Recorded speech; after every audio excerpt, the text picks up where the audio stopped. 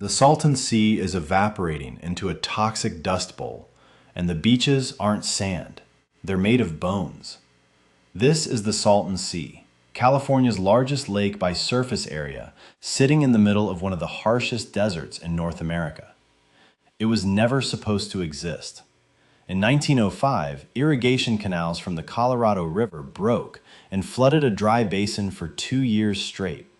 What should have been a disaster became, for a while, a miracle.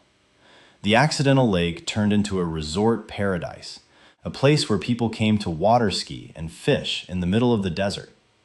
It became one of the most important bird sanctuaries on the continent, a critical stopover for millions of migratory birds traveling the Pacific Flyway, the route stretching from Alaska all the way down to South America. The Salton Sea had three traits that made it special. It was an oasis in a desert where summer temperatures routinely exceed 100 degrees. It supported massive populations of fish despite being entirely artificial, fed only by farm runoff. And it became a wetland so rich with life that pelicans, cormorants, grebes, and hundreds of other species relied on it as a fuel station on their continental journey. Under the hood, the system is simple. Inputs: agricultural runoff from surrounding farms, the sea's only water source. Processes: intense desert evaporation in a place where the sun bakes everything. Outputs: a shrinking, hypersaline, increasingly toxic puddle. The main chain of collapse begins when agricultural runoff, the sea's lifeline, was reduced. Less water coming in meant the lake level began to drop. As the water shrank, the salts and pesticides that had accumulated for decades became concentrated to lethal levels. The sea had no outlet, so everything that flowed in stayed in. Every mineral, every chemical, every toxin just sat there, getting more and more concentrated as the water disappeared into the sky. Here's the first thing you need to understand. The beaches are covered in desiccated fish carcasses, not a few scattered bones. Entire beaches formed from a thick layer of fish bones and scales, millions of them, bleached white by the sun. The mechanism that made fish possible here in the first place was the sea's unusual chemistry. Warm, nutrient-rich water from farm runoff created an explosion of algae, and tilapia, a hardy fish introduced by the state, thrived on it. Tilapia can handle conditions that would kill most fish. They were brought in to help control algae, and for decades, they did more than survive. They exploded in number. But as salinity rose past the threshold tilapia could tolerate, massive die-offs occurred. Their tiny skeletons washed ashore in such numbers that entire beaches formed, not from sand, but from a thick layer of fish bones and scales. The fish populations that once seemed endless have collapsed. Now there are only intermittent tilapia blooms, followed by die-offs, and the bone beaches are a monument to a collapsed food web. The reality check is straightforward. Close-up shots of the shoreline reveal it's not sand, but bones. Millions of them, crunching underfoot, a carpet of death stretching along the water's edge. Here's the second piece. The sea was a critical bird paradise. When the Salton Sea formed, it became an oasis for migratory birds who relied on the abundant fish. Pelicans, cormorants, grebes, and hundreds of other species made it a key stopover on the Pacific Flyway. The mechanism behind this was the accidental creation of a massive new wetland in the desert.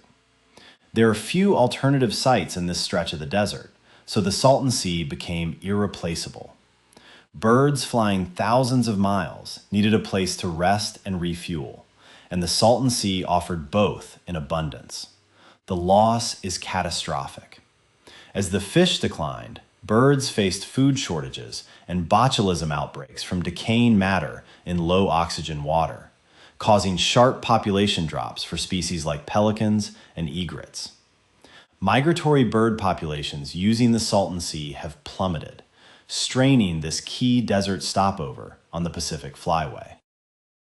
The reality check is, Images of emaciated pelicans and other birds weakened by botulism and starvation struggling on the shores.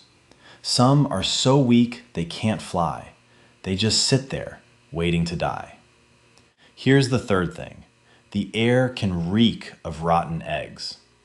The mechanism is decomposition at scale. As algae and fish die in the warm, shallow water, their bodies break down and release hydrogen sulfide gas, the same compound that gives rotten eggs their stench. The loss isn't just ecological, but sensory and economic. This toxic smell plagues surrounding communities during die-offs and is a constant nauseating reminder of the ecological collapse. The smell can reach cities miles away, strong enough that people are warned to stay indoors. The reality check is news reports of odor advisories reaching nearby towns like Brawley, warning residents to stay indoors during the worst die-off events. But the main mechanism has a secondary accelerator.